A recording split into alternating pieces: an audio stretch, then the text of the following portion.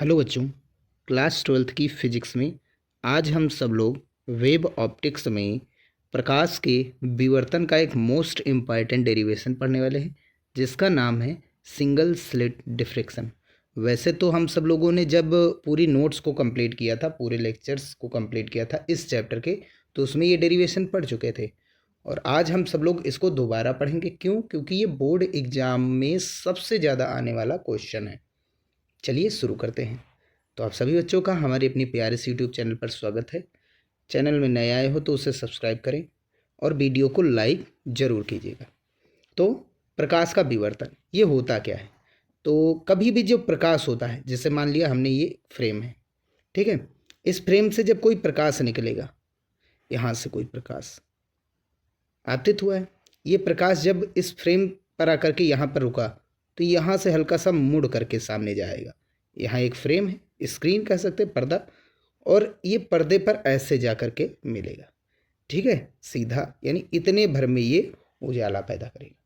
ठीक, तो ये किनारों से जो है, कहीं पर भी किनारा पाएगा प्रकाश तो ये मुड़ जाता है। बस यही मुड़ने की घटना डिफ्रैक्शन कहलाती है। ठीक है भैया। तो डिफिनेशन क्या है कि प्रकाश का किसी तीक्ष्ण किनारों से मुड़ने की घटना प्रकाश का विवर्तन कहलाता है। ठीक है, कैसे होता है वो चीज़ें देख लेते हैं। तो यहाँ से कुछ अनुप्रयोग देखेंगे, जैसे ये वाला फर्स्ट नंबर में देखिए, यहाँ से प्रकाश गया, देखिए यहाँ से जैसे मुड़ा, यहाँ से प्रकाश जैसे आया इस होल से, तो ये मुड़ा है इतने से, ये इतने से आया और ये ऐसे मुड़ करके जा रहा है। बस यही विवर्तन है। ठीक है, ब्लेड के लिए भी आप लोग देख सकते हैं, ब्लेड में भी यही है। अब ये सिंगल ब्लेड के लिए है, अगर हम डबल वाली ब्लेड को देखेंगे तो ये कुछ ऐसा दिखाई देगा, तो ये कुछ ऐसा दिखाई देगा। ठीक है, ये दो ब्लेड रखी गई, एक ये और एक ये। ठीक, और इसमें से क्या डाला गया? ये तो ब्लेड की परछाई है ना, अंधेरे में करना, और इसमें थोड़ी सी बीच में जगह छोड़ दी गई। ठीक भैया, अब यहाँ से लेजर लाइट, इसी बीच में से हम लेजर लाइट डालेंगे तो पर्दे पर ये हमको कुछ ऐसा दिखाई देगा। तो बीच में देखिए कितना उजाला है, बहुत ज़्यादा उजाला है सेंटर पर, और फिर धीरे धीरे उजाला कम होता है, और कुछ अंधेरे भी तो इनमें बीच बीच में नज़र आ रहे हैं। तो ये अंधेरे वाले विवर्तन में कहलाते हैं निम्निष्ठ, और ये जो इधर ज़्यादा चमकीले के बाईं ओर और दाईं ओर वाले, ये कहलाते हैं द्वितीयक उच्छिष्ट या गौड़ उच्छिष्ट बोला जाता है। और ये हमारा मुख्य उच्छिष्ट होता है, जिसको हम सब लोग केंद्रीय उच्छिष्ट कहते हैं। ठीक है, तो ये इतना प्रॉपर होता है विवर्तन के डेरिवेशन में, ये सबसे कॉमन डेरिवेशन होता है। ठीक भैया, चलिए आगे देखते हैं। तो अगर हम यहाँ से देखेंगे ये वाला डेरिवेशन, ये वाला हम प्रयोग देखेंगे, तो इसमें से एक देख रहे हैं, ये फ्रेम है, एक लकड़ी का गुटका है, इसमें से एक छोटा सा छिद्र किया गया है। ठीक, और क्या किया गया है? आगे से प्रकाश डाला गया है, तो प्रकाश इस छिद्र से होकर गया है। ठीक, एक छोटे से छिद्र से देखो प्रकाश क्या हुआ, प्रकाश देखो फैल करके जा रहा है।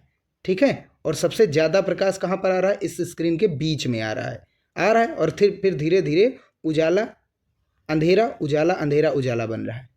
ठीक, तो यही चीज़ हमको पढ़ना है, इस उजाले और अंधेरे की स्थिति क्या है, और ये बीच में जो सेंटर में उजाला है इसकी चौड़ाई क्या होगी, अंधेरे की स्थिति, अंधेरे जो ये आए हैं इनकी स्थिति भी हम सब लोग इस डेरिवेशन में पढ़ेंगे। तो चलिए शुरू करते हैं। तो भैया जो हम सब लोग डेरिवेशन पढ़ेंगे वो होगा फ्रेनेल विवर्तन। ठीक, इसमें होता क्या है कि यहाँ पर एक वर्णी प्रकाश स्रोत एस रखा जाएगा, एक वर्णी प्रकाश स्रोत एस रखा जाएगा, और इसके चारों ओर क्या जाने वाली है? प्रकाश तरंगे जाने वाली हैं। ठीक, तो माना एस एक वर्णी प्रकाश स्रोत है जिससे निर्गत प्रकाश तरंगे छिद्र ए बी पर आपतित होते, जिसकी चौड़ाई ई है। ठीक है, तो यहाँ पर एक फ्रेम रखा गया है लकड़ी का, और यहाँ पर एक छिद्र इस फ्रेम में किया गया है, ऊपर वाले सिरे का नाम ए, नीचे वाले का बी, और इसकी चौड़ाई ई है। ठीक भैया, एक ही छिद्र है इसमें, और छिद्र से डी दूरी पर स्थित, इससे डी दूरी पर स्थित एक पर्दा है, और पर्दे पर हम लेते हैं बिंदु पी। ये सेंटर से हम सब लोग कुछ ऊपर, या तो नीचे ले लो या तो ऊपर, xn, जिसको कुछ जगह y भी लिख दिया जाता है, दूरी पर एक पॉइंट P लिया जाता है और इसी पॉइंट P पर हम सब लोग चेक करते हैं, इसी पॉइंट P पर हम सब लोग चेक करते हैं कि उजाला आया है या अंधेरा। ठीक है, तो विवर्तन प्रतिरूप हमको देखना है। ठीक है, यहाँ पर कौन सा विवर्तन आएगा। ठीक, तो यहाँ से जो तरंगे आ रही हैं तो कई सारी अनंत तरंगे होंगी इन दोनों के बीच जो आने वाली, तो सबसे सीधी सी बात यहाँ पर कि प्रकाश किरण मुड़ जाएगी। ठीक है, तो सामने जो है सबसे ज़्यादा उजाला बनेगा, यही चीज़ तो हमने बताया था। ठीक, तो यहाँ से अनंत तरंगे आ रही हैं, तो पहली वाली तरंग और जो सबसे लास्ट वाली तरंग है इसको इस पॉइंट पर इकट्ठा कराया गया और देखा जाएगा तो इन दोनों में अंतर किसका है। एक तरंग छोटी, एक तरंग की लंबाई कम है, दूसरे की ज़्यादा है। कितने से ज़्यादा है? इतने से ज़्यादा है। कैसे पता लगाएंगे? इस वाले तरंग से हम यहाँ पर एक सीधा लंब डालते हैं। अगर आप लंब डालेंगे तो ये और ये तरंगे लंबाई में आपस में बराबर हो जाएंगी और ये एक्स्ट्रा मान इन दोनों तरंगों के बीच पथ का अंतर हो जाएगा, तो ये हमारा हो जाएगा पथांतर। ठीक, तो पहला पॉइंट हमारा क्या था? ए, ये वाला क्या था? बी, और इसको हम क्या नाम देंगे? के। और ये जो एंगल बनेगा ये भैया थीटा होगा। कैसे होगा? ये हमने जो पिछला डेरिवेशन कराया था उसमें से आप सब लोग देख सकते हैं। ठीक भैया, चलिए अब आगे बढ़ते हैं। तो यहाँ से जो पहली तरंग गई और जो लास्ट वाली तरंग गई है, इन दोनों के बीच पथांतर कितना हो गया? ये बी के हमारा हो जाएगा। इस पथांतर का मान हम लोग निकालते हैं। चलिए, तो सबसे पहला केंद्रीय उच्चिष्ट की स्थिति क्या होगी वो चीज़ देखते हैं, फिर पथांतर का मान हम सब लोग उसमें देख लेंगे, निम्निष्ट और उच्चिष्ट में, द्वितीयक उच्चिष्ट में। तो ए नंबर सबसे पहले हम सब लोग ये देख लेते हैं केंद्रीय उच्चिष्ट की स्थिति क्या है।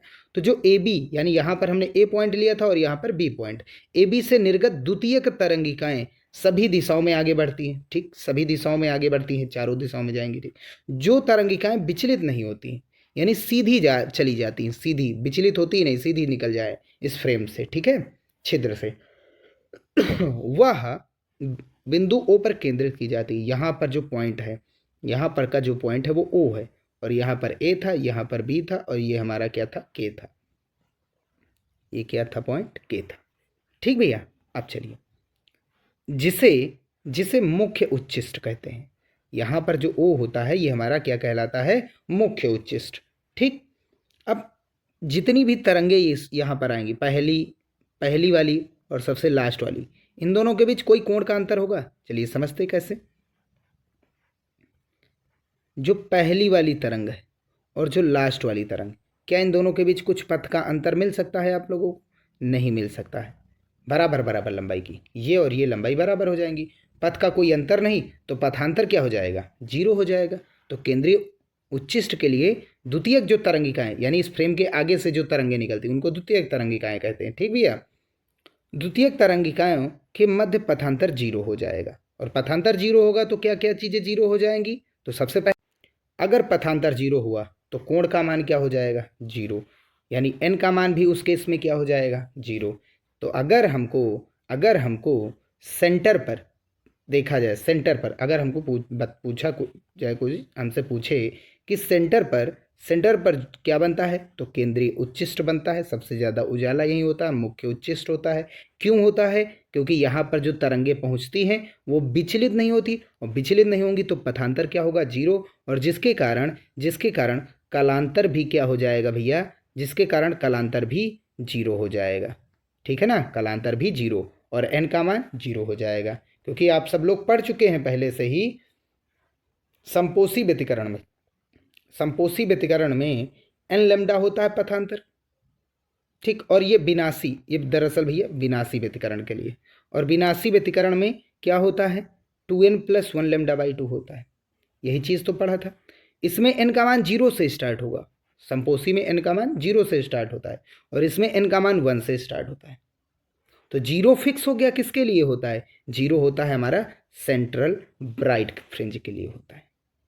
ठीक भैया, इसीलिए यहाँ पर हमने 1 से स्टार्ट किया और इसको स्टार्ट करेंगे 2 से, क्योंकि λ/2 जो होगा वो बहुत ही छोटा प्रकाश उत्पन्न करेगा, वो द्वितीयक उच्चिष्ट में आ जाता है, बहुत छोटा। ठीक है,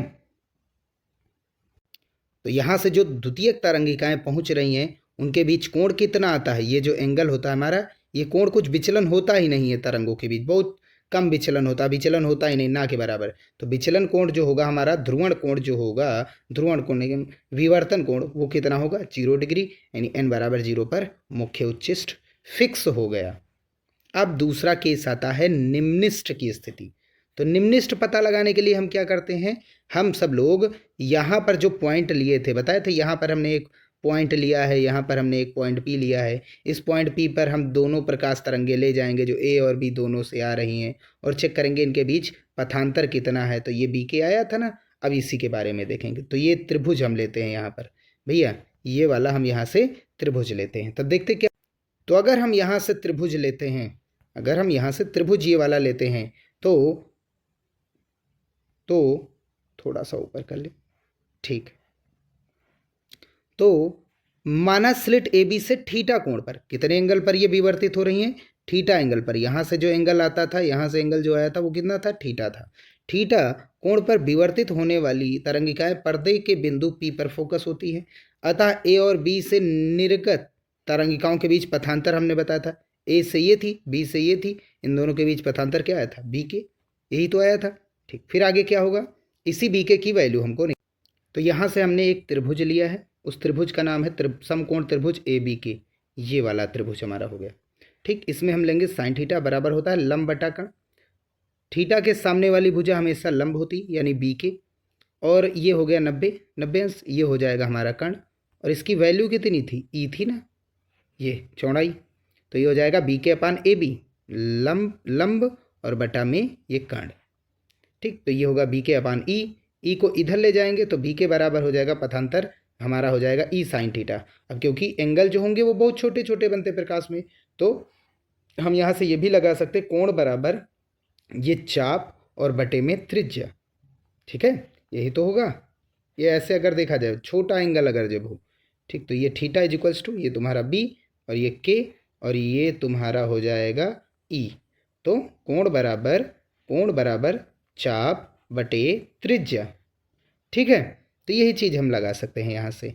और तो साइन थीटा को हम क्या लिख देंगे, डायरेक्ट थीटा लिख देंगे, ठीक। तो B K is equals to e theta, ये इक्वेशन नंबर फर्स्ट आ जाएगा।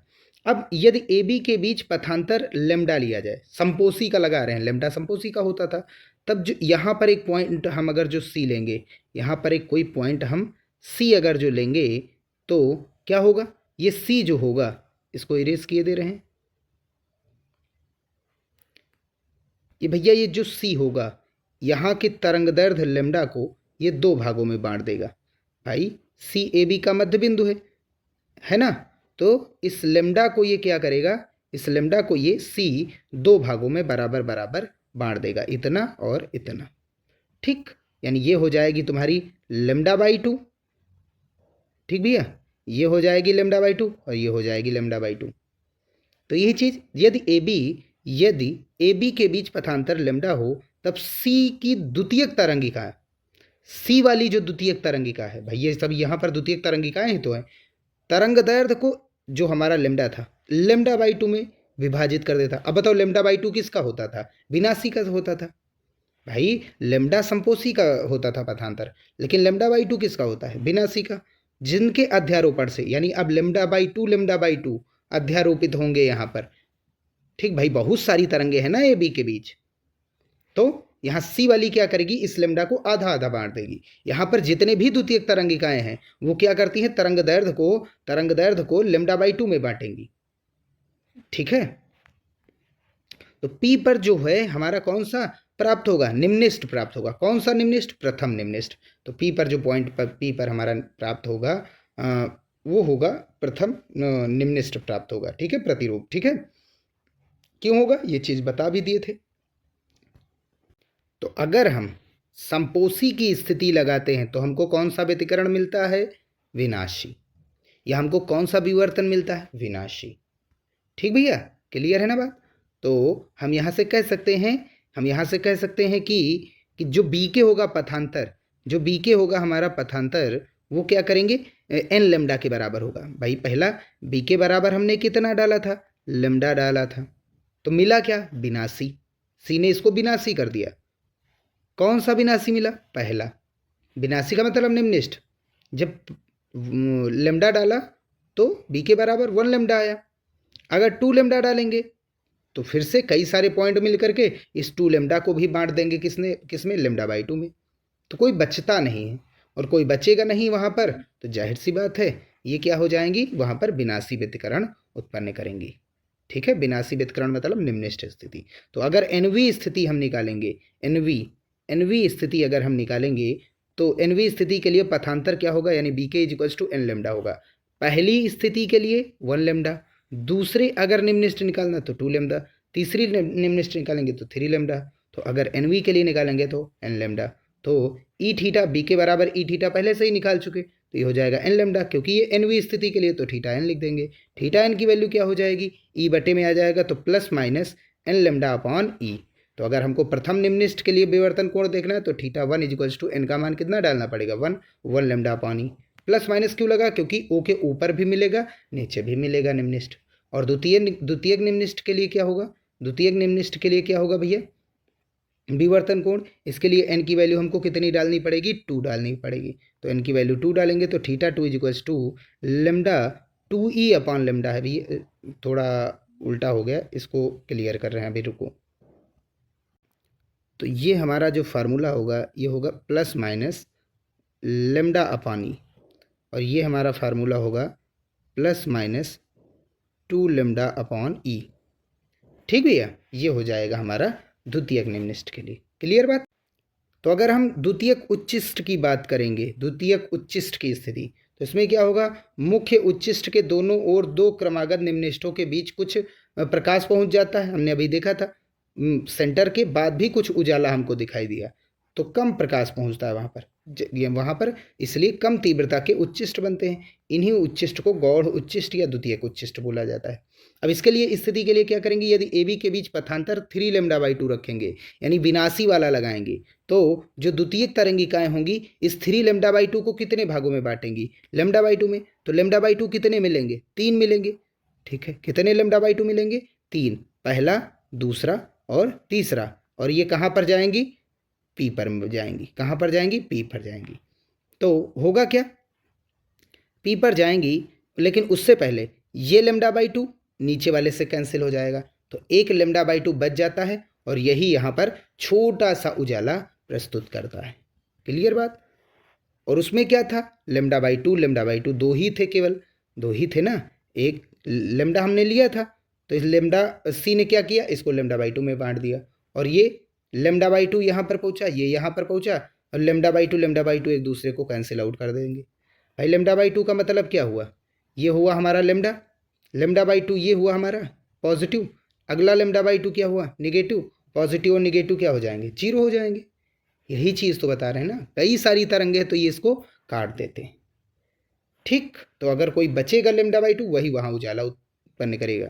तो जिनके ए बी के बीच पथांतर 3 λ/2 विनाशी हो तो द्वितीयक तरंगिकाएं λ/2 में बढ़ जाती हैं, जिनके अध्यारोपण से पी पर कम तीव्रता का उच्चिष्ट उत्पन्न होता है। अतः पी पर द्वितीयक उच्चिष्ट बनने के लिए λ/2 का विषम गुणज होना चाहिए, चाहे 1 λ/2 हो, चाहे तुम्हारा होना चाहिए 3 λ/2, चाहे 5 λ/2, चाहे 7 λ/2। विषम रखेंगे तो सम वाले खत्म हो जाएंगे, एक विषम बच जाएगा, और वही पी पर क्या उत्पन्न करेगा, उजाला।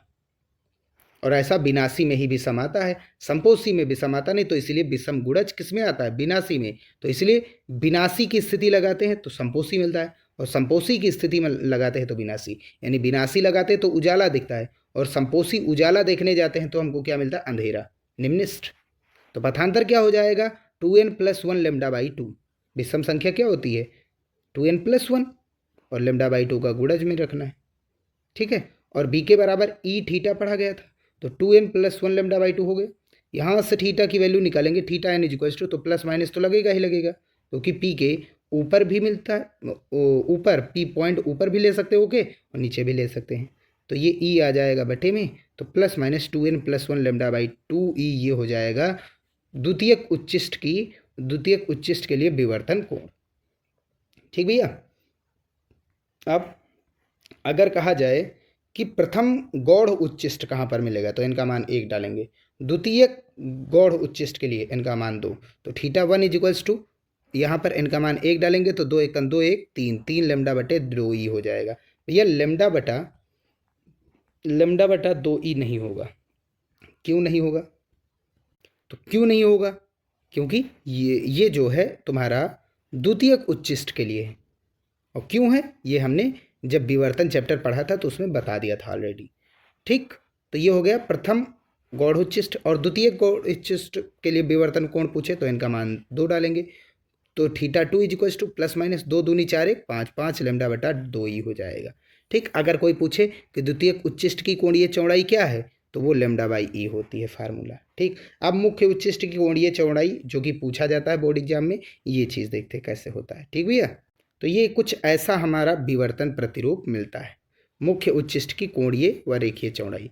तो प्रथम निम्निष्ठों के मध्य जो कोणीय दूरी होती है को मुख्य उच्चिष्ट की कोणीय चौड़ाई, जिसको θ0 से प्रदर्शित करते हैं, कहते हैं। तो यहाँ पर हमारा निम्निष्ठ मिलता है, दो निम्निष्ठ, प्रथम दो निम्निष्ठ के यानी यहाँ पर दोनों ओर, प्रथम निम्निष्ठ दोनों ओर से लेंगे, इनके बीच की जो कोणीय चौड़ाई होती है तुम्हारी, ये कोणीय चौड़ाई है, यही तुम्हारी कहलाती है मुख्य उच्चिष्ट। ठीक, ये तुम्हारी उजाला इतनी ये इसकी इंटेंसिटी, सॉरी माफ कीजिए, ये इंटेंसिटी है, ये है तुम्हारी कोणीय चौड़ाई।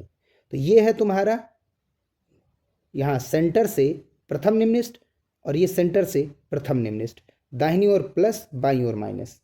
ठीक भैया, तो θ0 की लंबाई यानी ये दूरी अगर हमको निकालनी है तो θ1 भी ऐड करेंगे और ये वाला θ1 भी, मॉड लगा करके, क्योंकि इधर भी क्या है माइनस है ना, तो मॉड लगा देंगे भाई, टोटल निकालनी ना।